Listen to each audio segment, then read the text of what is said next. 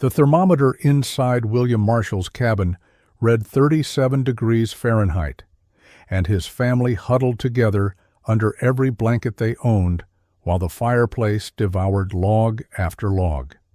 300 yards away, Mikhail Volkov sat in his shirt sleeves at 72 degrees, the fire in his massive clay oven having died 6 hours earlier. Before we begin, let us know where you're watching from. And if stories of forgotten frontier wisdom move you, subscribe, because tomorrow's tale is just as remarkable. The Dakota Territory winter of 1839 came early and stayed late, and it killed Anna Volkov 3 weeks before her 24th birthday. Mikhail found her one February morning still and cold in their bed, the quilts pulled up to her chin, her face peaceful, as though she had simply decided not to wake. The fire in their stone fireplace had burned through the night. He had tended it every 2 hours, just as he always did, adding split logs to keep the flames high. The cabin had never felt warm. Pneumonia, the settlement's only doctor said when he arrived 2 days later on snowshoes. Her lungs had filled with fluid, her body unable to fight the cold that seeped through every gap in the cabin walls, every moment when the fire burned low, every morning when frost formed on the inside of their window. The doctor had seen it before. He would see it again. Winter killed more people than accidents or Indians or any of the other dangers men talked about around evening fires. Mikhail buried his wife when the ground thawed in April. He dug the grave himself on a hillside overlooking the creek where they had collected water together, where she had washed clothes and laughed at how clear and cold the Dakota water ran compared to the muddy streams of her childhood in Pennsylvania. She had followed him west because he promised her land and opportunity, and a life built by their own hands. He had built a cabin in 5 days using the methods the other settlers taught him. Notched corners, mud chinked between logs, a stone fireplace that drew smoke properly, a door that closed tight. It was a good cabin by frontier standards, and it had not been good enough. The other settlers expressed sympathy. They brought food. They offered help with spring planting. They understood loss in a way that people who lived safe lives never could. Everyone in the settlement had lost someone, to disease, to accident, to the simple fact that the frontier killed people who made small mistakes or suffered bad luck. Anna had made no mistakes. She had simply tried to survive a winter in a cabin that could not keep her warm. Mikhail thanked his neighbors for their kindness. He accepted their food and their offers of help. But something had broken inside him that had nothing to do with grief. He had spent the winter feeding that fireplace every 2 hours through every night, and Anna had died anyway. He had built what the other settlers built, and it had failed. Not because he built it wrong, but because what they all built was wrong. He began to remember things he had not thought about in years. His grandfather's house in the village outside Pskov, the massive clay oven that dominated one wall of the main room, how his grandmother baked bread in a chamber on the side, how his mother kept pots of stew warm in another opening, how his grandfather fired the oven twice a day, and the house stayed warm through the bitter Siberian nights, how the children slept on top of the oven on the coldest nights, and the clay radiated heat that felt like summer sun on their backs. That oven had a name, Pechka. His grandfather had called it the heart of the house. Mikhail had not understood what that meant when he was young. He understood now. Mikhail spent the summer of 1839 working his trap lines and thinking about clay. The other settlers noticed he had grown quiet. They attributed it to grief, and they were partly right. But grief was only the surface. Beneath it, Mikhail's mind worked through problems of heat and mass and construction techniques he had seen as a child but never understood. His grandfather had been a stove maker in Russia, not a blacksmith who made iron stoves, but a pechnik, a builder of clay ovens. The trade required years of apprenticeship. His grandfather had learned from his father, who had learned from his father, knowledge passed down through generations. Mikhail had watched the old man work, had carried clay and stones, had mixed the special recipes that turned ordinary materials into structures that lasted decades. He remembered his grandfather selecting clay, not just any clay, but specific deposits the old man knew by sight and feel. Blue clay from certain riverbanks, red clay from hillsides. Each type served different purposes. The old man would dig samples, roll them between his palms, test their texture. He would mix different clays together, adding sand in precise ratios, working the mixture until it achieved the consistency he wanted. Mikhail remembered the construction process, how his grandfather built the firebox first, creating a chamber with specific dimensions and angles. How he shaped the internal channels that would carry smoke through the structure before it exited the chimney. How he positioned chambers at different heights and locations, each one designed to capture heat at different temperatures. The side-mounted baking chamber that everyone thought looked wrong but produced perfect bread. The warming niches that kept food hot for hours after the fire died. Most importantly, Mikhail remembered the science his grandfather had explained. Clay and stone absorbed heat during burning. They held that heat in their mass. Then they released it slowly, radiating warmth for hours after the flames went out. A pechka was not a fireplace that generated heat while burning. It was a heat battery that stored energy and released it gradually. That was why Russian houses stayed warm through the night. That was why families used so little wood compared to what Mikhail saw his neighbors burning here. The American settlers did not understand this principle. They built fireplaces that radiated heat forward while burning and sent most of their heat energy up the chimney. When the fire died, the heat died. So they never let the fire die. They burned wood constantly, wastefully, desperately trying to keep their cabins livable. And still people like Anna froze. Mikhail realized that his grandfather's knowledge had died when the old man passed 15 years earlier. His father had not learned the trade. Neither had Mikhail. The knowledge existed in his memory as fragments, observations from childhood, techniques he had seen but never practiced. It was not enough to build a proper pechka, but it was more than anyone else in the Dakota territory possessed. And Anna was dead. That fact gave him clarity. He would learn what he needed to learn, he would build what needed building, and no one else would die in a cabin that could not keep them warm. Spring of 1840 arrived cold and late. Mikhail spent April and May preparing. He visited his neighbors' cabins under the pretense of social calls, but really studied their fireplaces. He examined how they failed, the heat that poured uselessly up chimneys, the draft problems, the way stones cracked from repeated heating and cooling, the massive wood consumption required to maintain barely adequate warmth. Every failure he observed reinforced his determination. In June, he began talking about his plans. He told William Marshall first. Marshall was a practical man, German immigrant, skilled carpenter. He understood construction.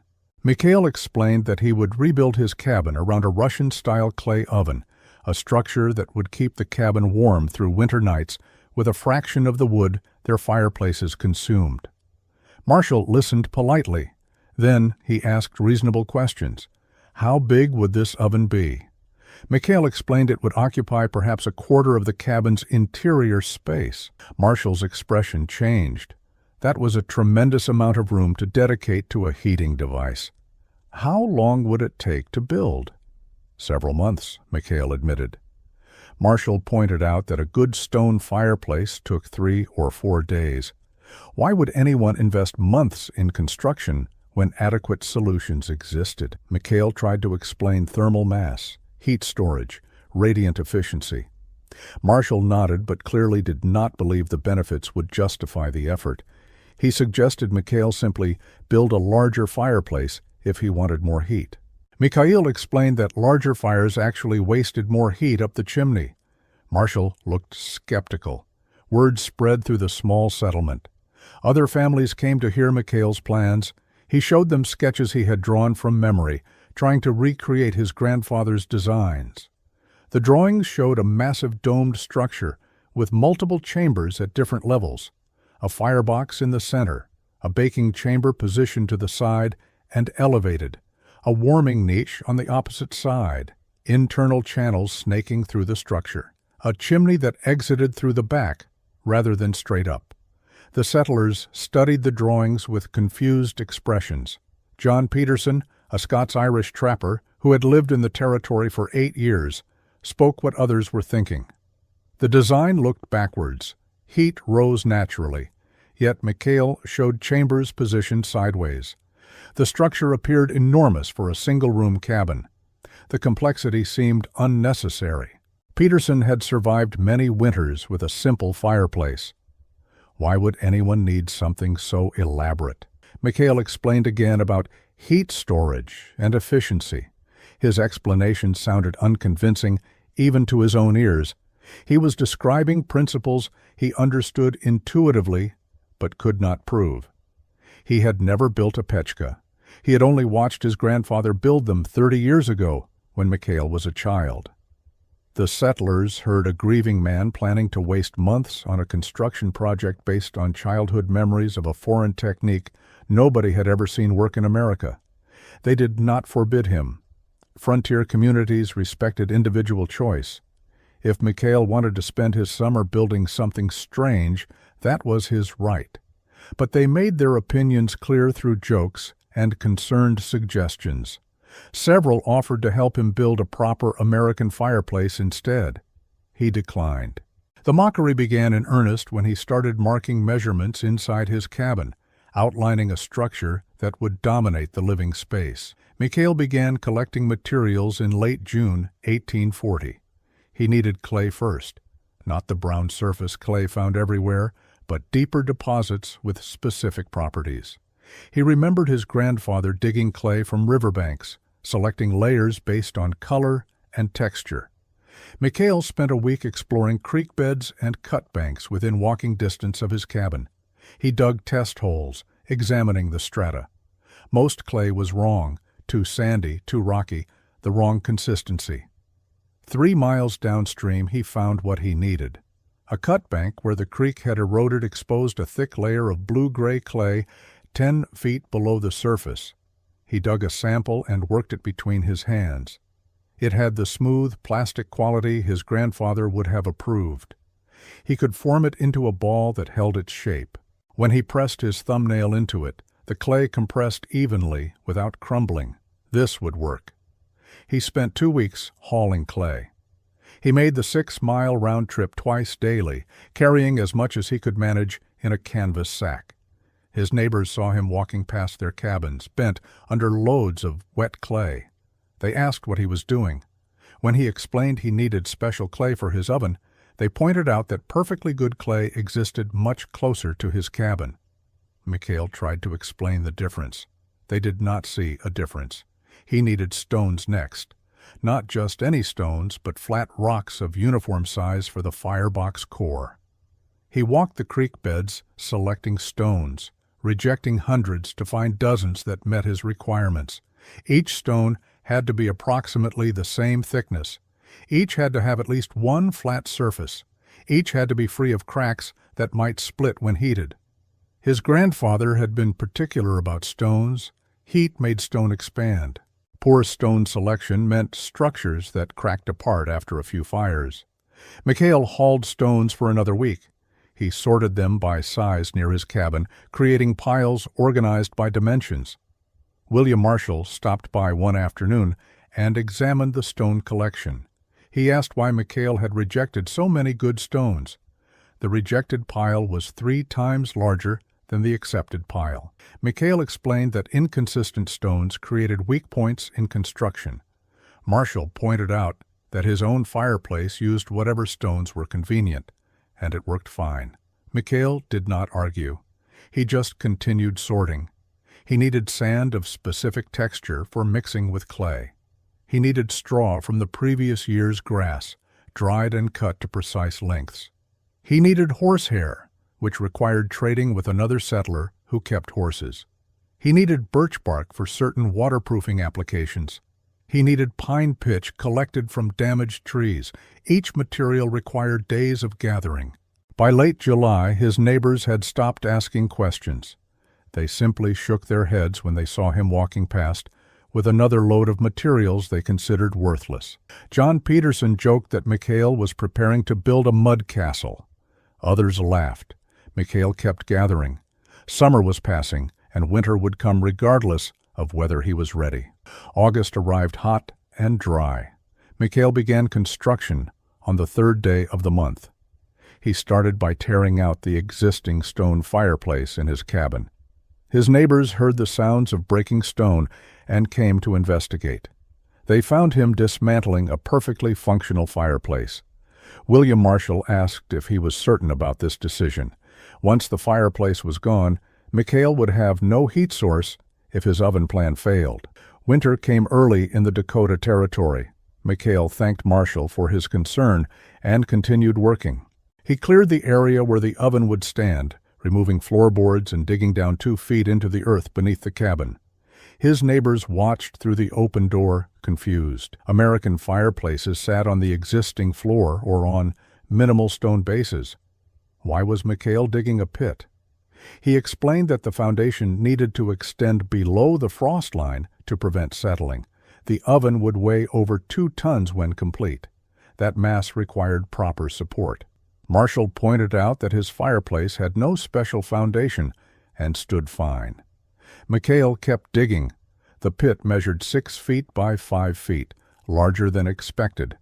Mikhail filled it with stones, packing them tightly, creating a solid base. He mixed his first batch of mortar using clay, sand, and water in ratios he remembered his grandfather using. The consistency had to be perfect, too wet, and it would never harden properly, too dry, and it would not bond.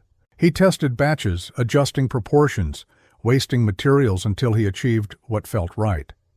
On top of the stone foundation, he began laying a base course of flat rocks, mortared together with his clay mixture. This base had to be perfectly level. He checked it constantly using a wooden straight edge and a water level he constructed from a length of hollow reed filled with water. The process was slow. Other settlers could see no reason for such precision. A fireplace just needed to be reasonably level. Mikhail's obsessive measurements seemed wasteful. He built the base up in courses, each layer of stones mortared carefully, each allowed to dry before adding the next layer. The drying time frustrated him, but rushing would create weak points. His grandfather's voice echoed in memory. Patience in construction means decades of service. Hurrying means rebuilding in 5 years. After a week, the base stood 18 inches high, a platform of mortared stone that would support the main structure. Mikhail built wooden forms on top of this base, creating the shapes he would need for the firebox chamber. The forms were complex, requiring precise angles. He spent 3 days just building forms. His neighbors stopped by less frequently now. They had concluded that Mikhail was wasting his time on an elaborate project that would likely fail. John Peterson mentioned to others that grief sometimes made men pursue strange obsessions. They should let Mikhail work through whatever he needed to work through. When winter came and the oven did not function, reality would cure him of this foolishness. Until then, there was no point arguing with him. The clay mixture required more art than science, and Mikhail had watched the art but never practiced it. His grandfather had mixed clay the way a cook mixed bread dough, by feel and experience, adjusting ratios based on weather and moisture content, and dozens of variables Mikhail barely understood. He would have to learn through trial and errors meant wasted materials and time he could not afford. He started with his blue-gray clay, the deposits he had hauled from 3 miles away. He spread it on canvas sheets to dry partially, reaching the consistency his grandfather called leather hard. Too wet, and it would slump during construction. Too dry, and it would not bond properly. He tested moisture content by squeezing handfuls, observing how it held shape, how it felt against his palms. To the clay he added sand in a ratio of roughly 3 parts clay to 1 part sand. The sand prevented excessive shrinkage during drying and added structural strength. But sand type mattered. Coarse sand created a mixture too rough for shaping. Fine sand made the mixture too dense. He needed medium-grained sand, clean of organic material. He had collected several types and now tested each, mixing small batches, forming test bricks, letting them dry to observe cracking patterns. The first mixture cracked badly as it dried, too much clay, not enough sand. The second mixture crumbled when he tried to shape it, too much sand. The third mixture felt closer, but still not right. His grandfather would have known immediately. Mikhail was guessing based on 30-year-old memories. He added straw next, cut to lengths of 3 to 4 inches. The straw acted as reinforcement, like the iron rods builders used in fancy brick structures back east. As clay dried and contracted, the straw fibers held it together, preventing cracks from propagating. His grandfather had used specific amounts, but Mikhail could not remember the ratio. He experimented with different quantities until he found a mixture that felt right when worked between his hands. The horsehair came last, added in small amounts, mixed thoroughly. The hair provided finer reinforcement than straw, filling smaller spaces, creating a matrix that gave the dried clay surprising tensile strength. Mikhail had traded 2 beaver pelts for a bag of horsehair, and William Marshall had asked why he needed it. When Mikhail explained he was mixing it into clay, Marshall had looked at him as though he had gone truly insane. William stopped by one afternoon and watched Mikhail working a batch of clay mixture, kneading it like dough, his hands and forearms caked with gray mud. Marshall observed for several minutes before speaking. This was an awful lot of fuss over mud. Regular mud chinked between cabin logs just fine. Why did Mikhail need special recipes and exotic ingredients? Mikhail tried to explain that this clay had to withstand hundreds of heating and cooling cycles without cracking, had to maintain structural integrity for decades, had to bond to stone and to itself with permanent strength. Marshall remained unconvinced. It was still just mud.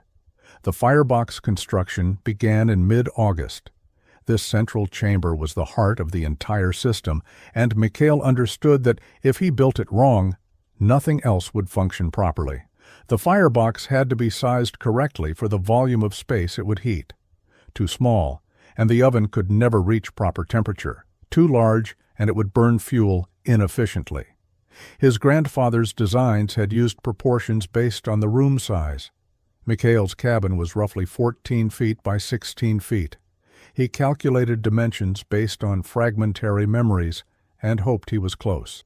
He built the firebox floor first, laying fire brick he had purchased in the nearest town 40 miles away. The expense had shocked him. $12 for enough brick to line a chamber 2 feet wide by 3 feet deep by 18 inches high. William Marshall heard about the purchase and questioned the expense. Regular stones would work fine for a firebox. Mikhail explained that repeated heating and cooling would crack regular stones within a season. Fire brick was manufactured to withstand extreme temperatures. Marshall thought this was another example of unnecessary complication. The firebox walls went up slowly. Mikhail laid each brick carefully, using minimal mortar, fitting them tightly. The interior walls had to be smooth to promote proper airflow. Any rough spots would create turbulence that disrupted the burn pattern. His grandfather had been particular about smooth firebox interiors. Mikhail shaped each mortar joint carefully, scraping away excess, creating surfaces that would not snag burning gases. The front of the firebox required a metal door. Mikhail had fabricated one using scrap iron, creating a frame that would seat into the brick opening. The door needed to seal reasonably well to control air intake, but not so tight that it prevented proper draft. Getting the fit right required multiple adjustments, filing metal, reshaping the brick opening, testing the swing and seal repeatedly. The top of the firebox was critical. This was where hot gases would exit into the chamber system above. Mikhail created an opening angled toward the back, forcing gases to travel horizontally before rising. This horizontal travel path was key to the system's efficiency. American fireplaces let heat rise straight up and out. Russian ovens forced heat to travel through the structure first, giving up energy to the thermal mass before exiting. John Peterson visited during this phase and studied the firebox construction. It looked too small to him. How would Mikhail fit enough wood inside to heat the cabin properly? Mikhail explained that the oven did not need large fires, just hot ones. The thermal mass would store the heat energy. Peterson shook his head. That did not make sense. Bigger fires meant more heat. Everyone knew that. Mikhail did not argue. He simply continued building. The firebox took 10 days to complete. When finished, it looked unimpressive. A small brick chamber with a metal door, nothing like the massive stone fireplaces his neighbors had built. They saw the modest size and felt their skepticism confirmed. Mikhail had spent weeks building something smaller and less capable than what they had constructed in days. The baking chamber construction began in late August and immediately drew more ridicule than anything Mikhail had built so far. The chamber would be positioned to the side of the firebox and elevated above it, an asymmetrical placement that looked wrong to anyone familiar with conventional fireplace design. Heat rose straight up. Everyone knew this basic fact. Yet Mikhail planned to capture that rising heat by placing a chamber sideways and offset. His neighbors could not understand the logic. He built wooden forms first, creating the curved arch shape the chamber would take. The forms had to be strong enough to support wet clay until it dried, but designed to be removable once the structure hardened. He spent 2 days just constructing forms, cutting curved ribs, bracing them properly. William Marshall watched the process and commented that Mikhail was building scaffolding more complex than most men's entire fireplaces. The chamber floor sat 8 inches above the firebox top, positioned 18 inches to the left of center. Mikhail built this floor from flat stones, creating a surface that would radiate heat downward, while the chamber itself heated from circulating gases. The positioning was deliberate. Hot gases exiting the firebox would naturally expand outward and upward, filling the dome space above. The side-mounted chamber would intercept this convective flow, bathing in hot air that surrounded it on 3 sides. He shaped the chamber opening carefully, creating an arched entry, 10 inches wide by 8 inches high. The arch required precise stone placement, each piece cut to fit the curve, the keystone at the top locking everything together. His grandfather had taught him that arches distributed weight efficiently, but Mikhail had never built one alone. His first attempt collapsed when he removed the form too early. He rebuilt it, letting the mortar cure longer, and the second attempt held. The chamber interior was crucial. Mikhail plastered it smooth using his finest clay mixture, creating surfaces that would reflect heat evenly onto whatever bread or food was placed inside. The chamber measured 14 inches deep, 12 inches wide, 10 inches high at the tallest point. Small by some standards, but properly sized for the heat it would receive. John Peterson arrived while Mikhail was finishing the chamber and stared at it for a long moment. Then he asked the obvious question. Why was the bread hole on the side instead of on top, where heat naturally collected? Mikhail tried to explain convective circulation, how hot gases did not just rise straight up, but expanded to fill available space. How the side position meant the chamber was surrounded by heat, rather than just receiving it from below. Peterson listened with obvious patience, wearing thin. This was nonsense. Heat rose up, not sideways. Building a chamber on the side meant it would barely get warm. Other settlers gathered to see the strange sideways chamber. They discussed it among themselves, careful to keep their voices low enough that Mikhail could pretend not to hear. The consensus was clear. The bread chamber was positioned wrong. When winter came and Mikhail tried to bake in it, he would discover his mistake. September arrived with the first hints of autumn chill in the morning air. Mikhail worked faster now, aware that winter would not wait for him to finish his experiment. The warming chamber on the opposite side of the firebox began taking shape, and this addition completed his neighbor's certainty that he had lost all sense. The warming chamber sat at the same height as the firebox itself, directly across from the baking chamber, creating a symmetrical appearance that was actually carefully calculated asymmetry. This chamber was larger than the baking chamber, measuring 18 inches wide by 16 inches deep by 12 inches high. Mikhail built it with an open front rather than a small entrance, making it easy to place pots or containers inside. The logic behind this chamber was something his grandfather had explained one winter evening. Different cooking tasks required different heat levels. Baking bread needed consistent, moderate heat, around 350 to 400 degrees. Keeping stew warm required much less, perhaps 150 to 200 degrees. A single fire burning in the central firebox would create these different temperature zones naturally if the chambers were positioned correctly. The warming chamber received gentler heat than the baking chamber because it sat lower and to the side rather than elevated. Hot gases rising from the firebox would flow upward and outward, heating the elevated baking chamber intensely, while the lower warming chamber received radiant heat from the firebox wall and ambient heat from the surrounding structure. The temperature differential would be significant, allowing both chambers to function simultaneously from one fire. William Marshall examined the warming chamber and shook his head. Now Mikhail had two holes in his structure for placing food, taking up even more space, adding more complexity. Why not just keep pots near the firebox opening like normal people? Mikhail explained that keeping pots near an open fire meant they cooled quickly and required constant attention. The warming chamber would maintain temperature for hours after the fire died.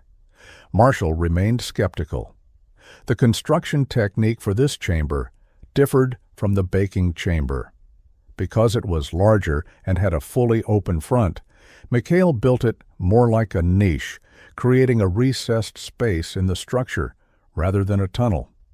He used more clay and less stone here, shaping the interior walls with his hands, smoothing them to consistent thickness. The clay work was satisfying in a way the stonework was not. He could feel the structure taking shape under his palms, could adjust curves and surfaces immediately. John Peterson stopped by and made a joke about Mikhail building cubby holes for his dishes. Others laughed. They counted the spaces in Mikhail's structure, the main firebox, the sideways bread chamber, the warming niche, the wood storage area below, the samovar mounting point on top that Mikhail had mentioned. This was not a heating device anymore. It was furniture with a fire in it. The mockery had shifted from concerned suggestions to open ridicule. Mikhail ignored it and continued working. The dome construction consumed all of September and half of October. This was the largest and most visible part of the structure, and it required techniques Mikhail had watched but never performed.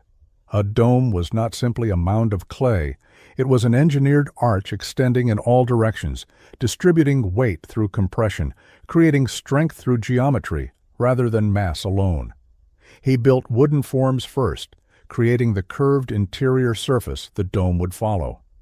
The forms were complex, requiring curved ribs that met at a central point, all braced from inside to prevent collapse under the weight of wet clay. He spent a week just on the forms, shaping wood, fitting pieces, making sure the curve was correct.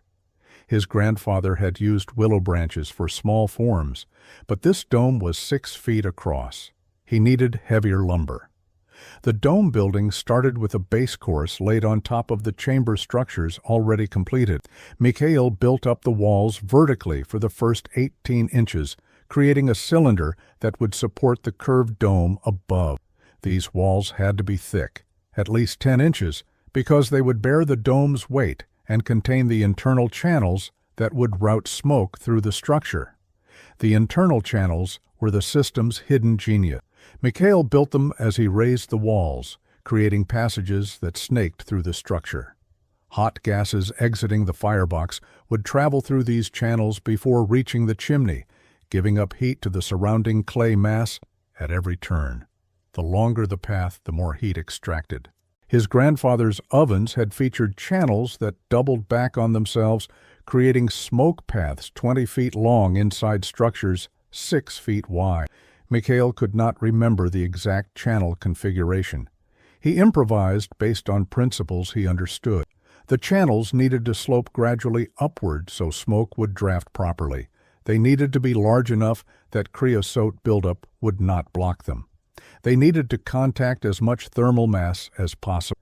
He built them approximately 6 inches wide and 8 inches high, running them through the structure in a pattern he hoped would work.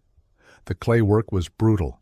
Each layer of the dome had to be applied, shaped, and allowed to dry partially before adding the next layer. Too much weight too fast would collapse the form underneath. Mikhail worked in sections, building up one area, moving to another while the first dried, returning to add more height. The process was maddeningly slow. October brought cold nights. Mikhail worked through them, sometimes by firelight in his incomplete cabin, shaping clay with hands that grew stiff from cold.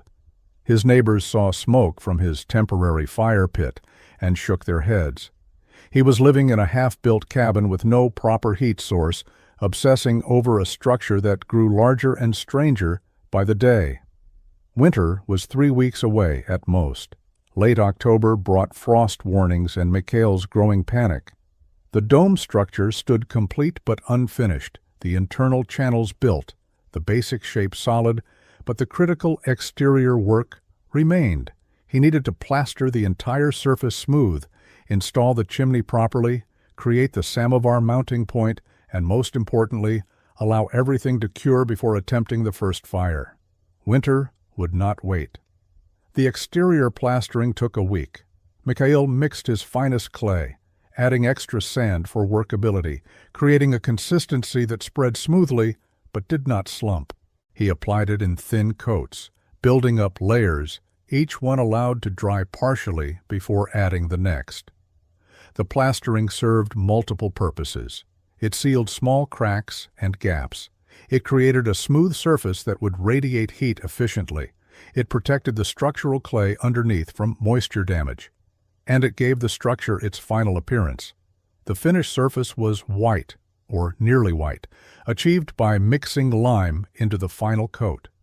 The lime plaster would harden like stone over time, creating a surface that could be wiped clean, that would not crumble or shed dust.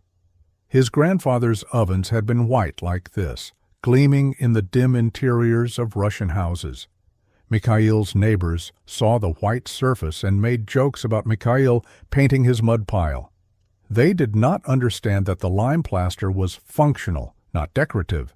The chimney required careful work. It exited the back of the dome structure, emerging from the final point in the internal channel system. Mikhail built it from clay and stone, creating a flue 8 inches in diameter that extended through the cabin roof. The chimney had to draw properly, or nothing would work. Too short, and the draft would be inadequate. Too wide, and it would pull heat from the structure too quickly. Too narrow, and smoke would back up into the cabin. He installed a damper in the chimney, a simple iron plate that could be adjusted to control draft. His grandfather had always used dampers, explaining that they allowed fine-tuning of the draw based on weather conditions and fire intensity. The damper was another expense, another piece of hardware his neighbors considered unnecessary. The samovar mounting point on the crown of the dome was simpler than expected. Mikhail built a flat platform from stone and clay, creating a stable surface that would support the copper water heater he hoped to eventually acquire. For now, the platform was empty, but it was ready.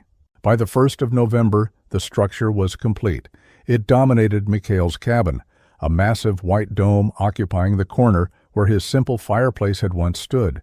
It looked alien, primitive, and overwrought all at once. Mikhail had invested 4 months of labor and most of his savings in materials. He had no backup heating source. Snow was forecast within days.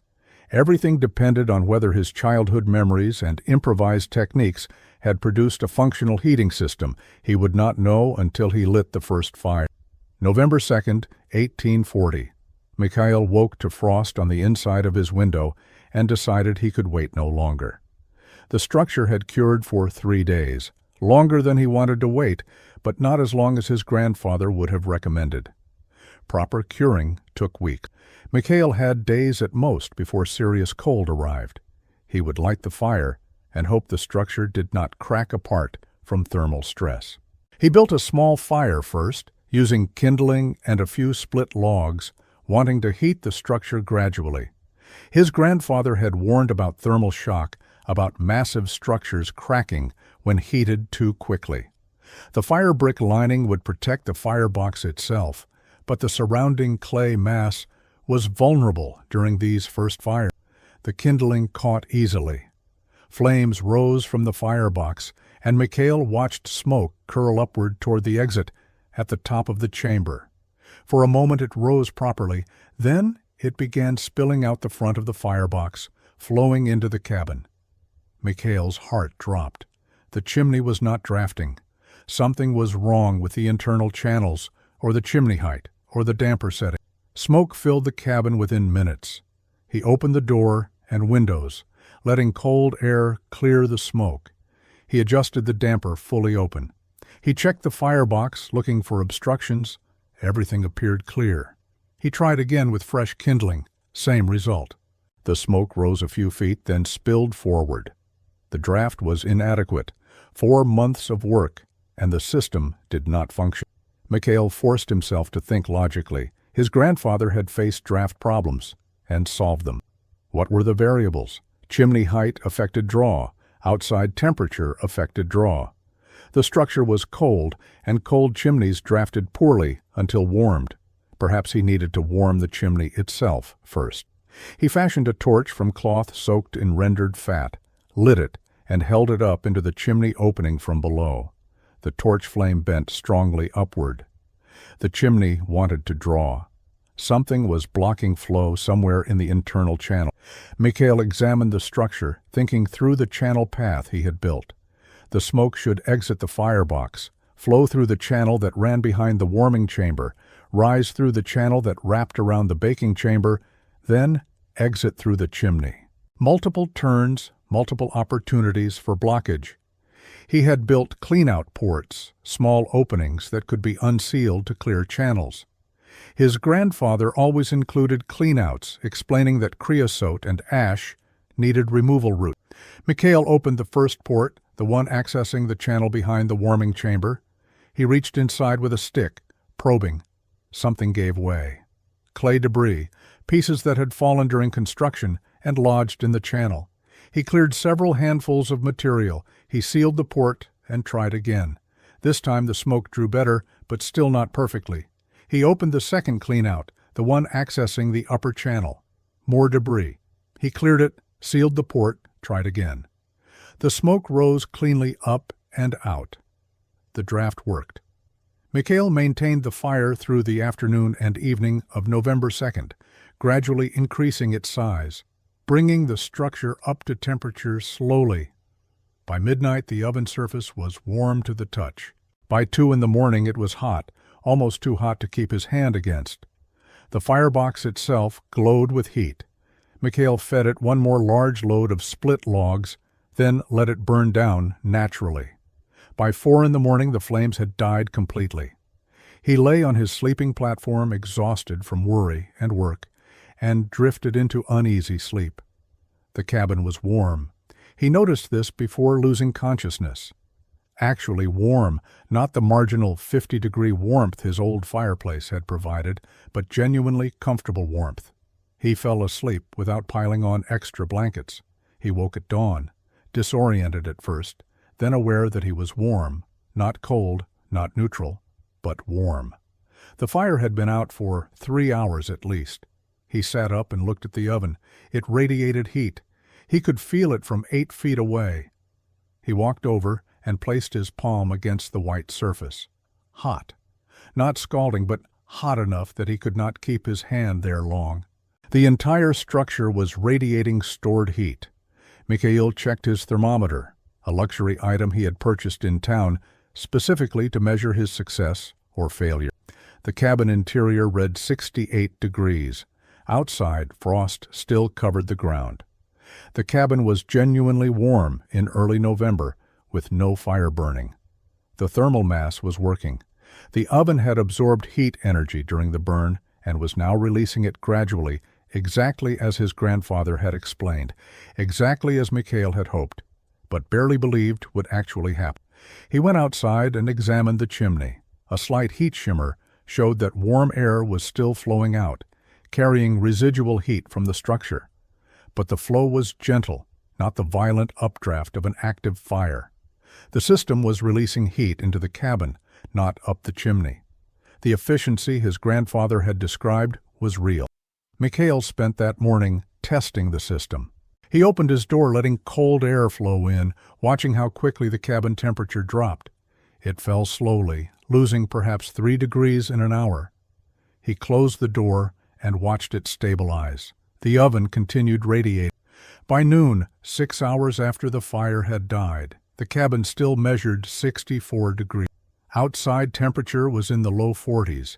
He built another fire in the afternoon, a moderate fire using perhaps a third of the wood his old fireplace would have consumed for an equivalent heating period. The structure absorbed the heat, its surface temperature rising again. By evening, the cabin was back to 68 degrees. He let the fire die completely at 8 in the evening. By midnight, 4 hours later, the cabin remained at 66 degrees. Mikhail understood now what his grandfather had meant about heating systems versus fires. This was not a fireplace that generated warmth while burning. This was a heat storage system that provided continuous warmth from intermittent firing. The implications were staggering. He would not need to tend fire through the night. The blizzard struck on November 19, 1840. Weather had been cold but manageable for the 2 weeks following Mikhail's first successful fires. He had settled into a routine, firing the oven each morning and evening, maintaining comfortable cabin temperatures with remarkably little wood. His neighbors had noticed his chimney smoke appeared only twice daily, and they assumed he was burning inadequate fires, too stubborn to admit his experiment had failed. The storm arrived without much warning, as Dakota Territory storms often did. Heavy gray clouds rolled in overnight. By dawn, snow fell in thick curtains driven by winds that bent trees and howled around cabin corners. The temperature dropped to near zero.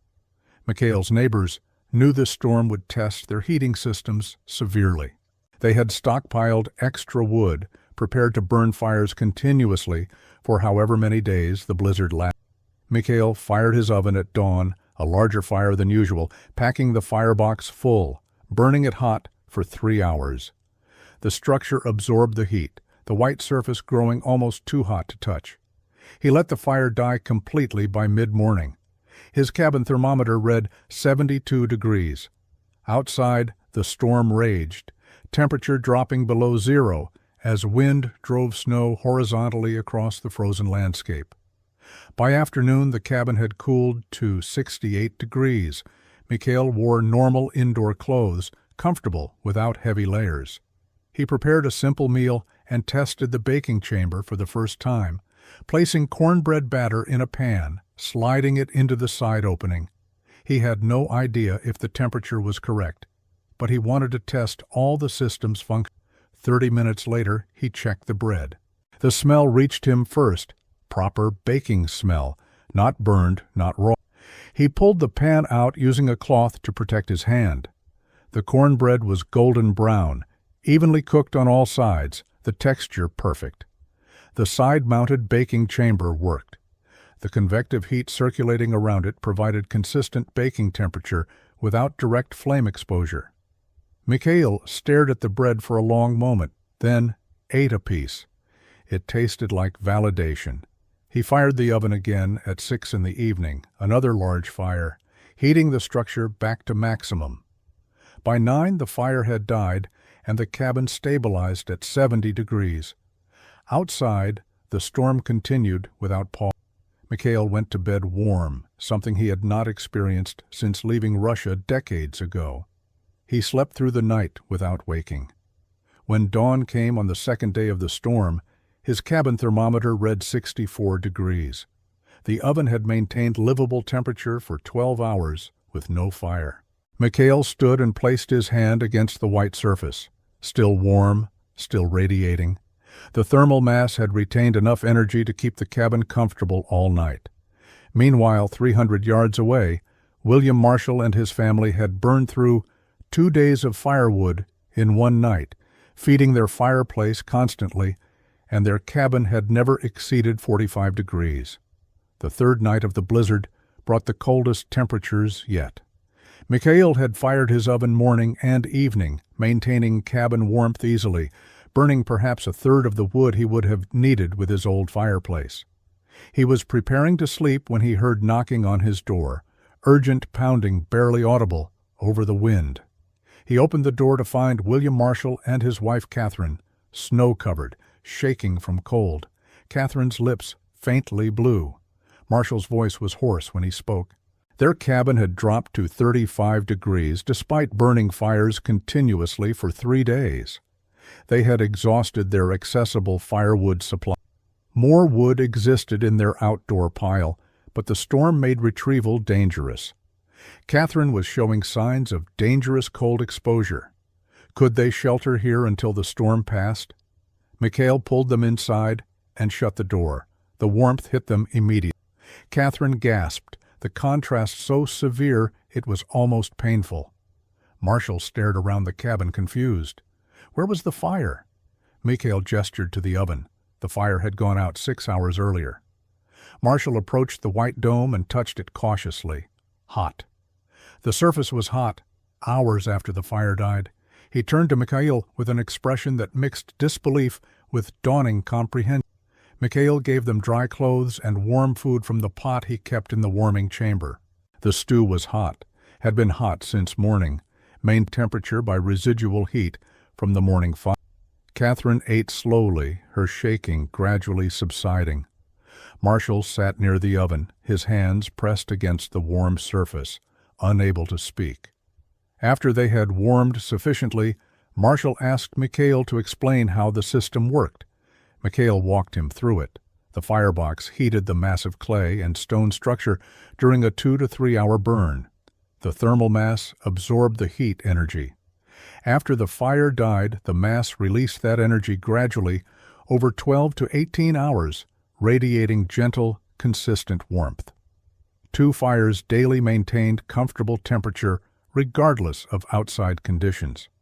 The process used dramatically less wood than continuous burning because it captured and stored heat rather than letting it escape up the chimney. Marshall listened carefully, then asked why the cabin stayed so warm when his fireplace-heated cabin dropped so cold. Mikhail explained that American fireplaces radiated heat forward while burning, but sent 70 to 80% of heat energy up the chimney. When the fire died, the heat died. Marshall's cabin had stayed marginally warm only through constant burning, and even then, most of the heat was wasted. Mikhail's oven captured heat, stored it, released it slowly. The efficiency difference was enormous. Marshall examined the baking chamber where Mikhail had made cornbread that afternoon. He studied the warming chamber where the stew pot sat. He looked at the firebox, small compared to his own fireplace's opening. He measured the oven's footprint, confirming it occupied nearly a quarter of the cabin's interior space. Then he looked at his wife, warming herself after nearly freezing in their own cabin, and asked if Mikhail would teach him to build one. The storm cleared on the 4th day. Marshall and Catherine returned to their cabin, finding it barely above freezing inside, frost on interior walls, their remaining firewood inadequate to restore warmth quickly. They spent the day at Mikhail's cabin while their own structure warmed gradually. During that time, Marshall watched Mikhail's routine carefully, taking notes, asking detailed questions. The morning fire started around 7. Mikhail loaded the firebox with split logs, perhaps 8 to 10 pieces, filling the chamber, but not overpacked. He left the door open initially, allowing the fire to establish, then closed it partially to control air intake.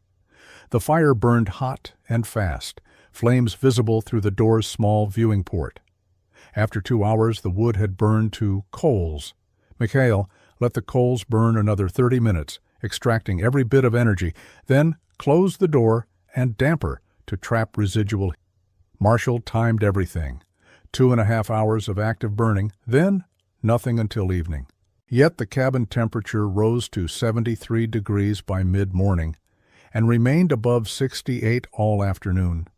He placed his hand against the oven surface repeatedly throughout the day, fascinated by how the temperature remained consistent, by how much heat the structure continued to radiate hours after the fire died. The evening fire followed the same pattern: load, burn hot, close down. By 8 o'clock the fire was out and the cabin was warm. Marshall asked if they could stay overnight to observe. Mikhail agreed. They measured cabin temperature every 2 hours through the night. At 10 it was 70 degrees, at midnight 68, at 2 in the morning 66, at 4 64, at 6 when they woke 62 degrees. The cabin had cooled only 8 degrees in 10 hours with no fire burning. Marshall did calculations based on his own experience. His fireplace had required continuous burning to maintain 40 to 45 degrees during the blizzard. Mikhail's oven maintained 62 to 73 degrees with only 4 to 5 hours of burning per day. The difference was not marginal. It was transformative. Marshall asked about wood consumption. Mikhail estimated he was using 1/3 to 1/2 the wood his old fireplace had required.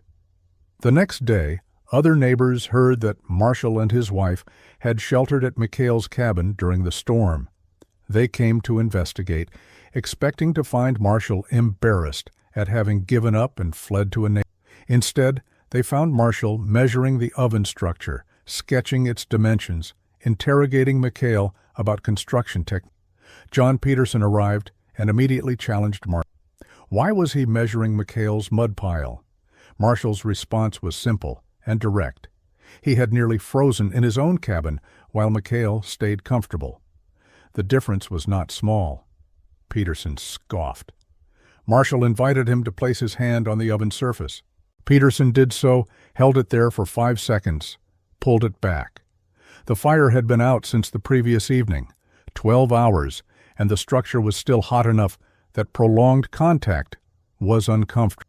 Spring of 1841 arrived late, and by the time the ground thawed, 5 families had approached Mikhail requesting instruction. The blizzard had convinced them. William Marshall committed first, asking Mikhail to guide him through building his own pechka. John Peterson followed, his skepticism overcome by mathematics he could not argue against. 3 other families, newer to the settlement, decided to build Russian-style ovens before experiencing another winter with inadequate heating. Mikhail helped each family in turn, sharing everything his grandfather had taught him and everything he had learned through trial and error. The construction process took weeks per cabin, and Mikhail found himself spending the entire summer traveling between building sites, teaching clay selection, demonstrating proper mixing ratios, supervising firebox construction, correcting mistakes before they became permanent failures. Marshall's oven was the first to completion in early August. He had followed Mikhail's instructions carefully, taking 3 months to build a structure nearly identical to Mikhail's original. The side-mounted baking chamber, the warming niche, the internal channels routing smoke through maximum thermal mass. Marshall's wife, Catherine, selected the white lime plaster finish, wanting her oven to match Mikhail. Peterson's oven deviated slightly from the design. He built his baking chamber larger, arguing that his family needed more bread capacity. Mikhail warned that changing dimensions without understanding the heat flow implications might create problems. Peterson insisted. When he fired his oven the first time, the baking chamber ran too cool. Bread required nearly twice as long to. Peterson returned to Mikhail, admitted the error, and rebuilt the chamber to proper specifications.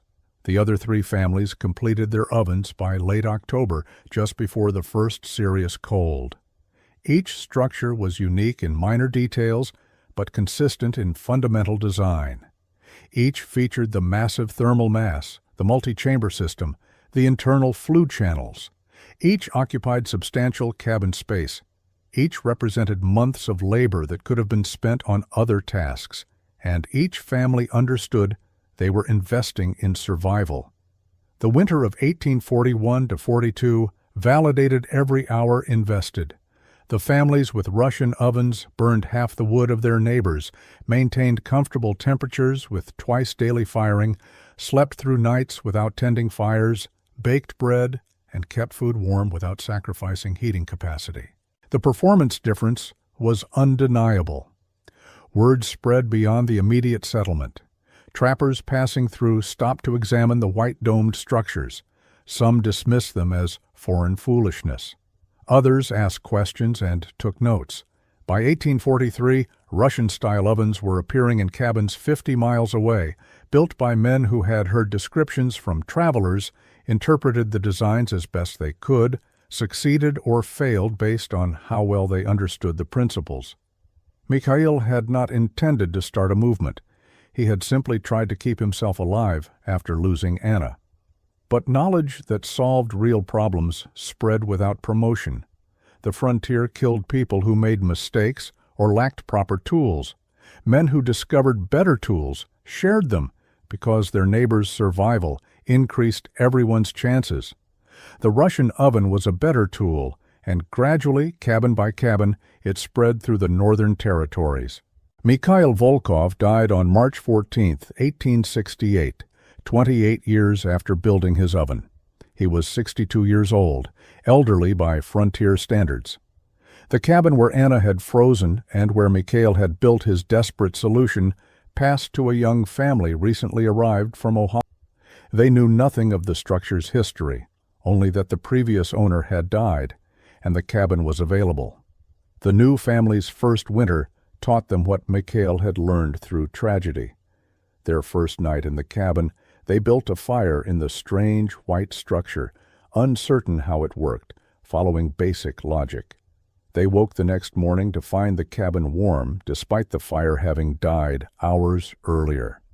Over that winter, they discovered the baking chamber's perfect heat, the warming niche's constant temperature, the twice-daily firing routine that kept them comfortable through the coldest months. They never learned Mikhail's name. The settlers who remembered him had mostly moved on or died. The story of Anna's death, of Mikhail's obsessive construction project, of the mockery and validation, had faded into forgotten history. But the oven remained, functional as the day Mikhail completed it. The clay and stone and careful engineering still performing exactly as designed. By 1870, Russian-style ovens were common enough in the northern territories that newcomers assumed they were standard frontier construction. Young men building first cabins sought out older settlers who knew the techniques. The asymmetrical chamber placement, once mocked as backwards, was now recognized as intentional engineering. The massive space commitment, once criticized as wasteful, was accepted as necessary for the system's function. The phrase, "built like a Volkov oven," emerged in some communities, though few remembered who Volkov had been. In other areas they were called Russian ovens or clay ovens, or simply the good kind. The terminology varied, but the design remained consistent. Thermal mass for heat storage, multiple chambers for different cooking temperatures, internal channels to extract maximum energy from each fire, white lime plaster exteriors that identified proper construction. Mikhail's original oven functioned until 1892, 52 years after its construction, when the cabin was finally demolished to make way for a larger frame house. The family living there at that time expressed genuine sadness at losing the oven. Modern cast iron stoves were more convenient, but everyone acknowledged they did not heat as evenly or efficiently as the old clay structure. When workers dismantled the oven, they found Mikhail's construction details still intact. The firebrick firebox showed wear but remained sound. The internals were clear, their surfaces glazed from decades of heat. The clay mixture had not cracked or crumbled. The structure had been built to last generations, and it had. The last thing removed was a stone from the base, and on it someone had scratched a date and initials, November 2nd, 1840, M. Mikhail's first fire, recorded in stone now buried in a demolition pile. The warmth he had created had outlasted him by 24 years. The knowledge he had preserved and shared had spread across the frontier, saving lives he would never know about, warming families who would never learn his name. The impossible had become ordinary, and that was the greatest legacy any innovation could achieve.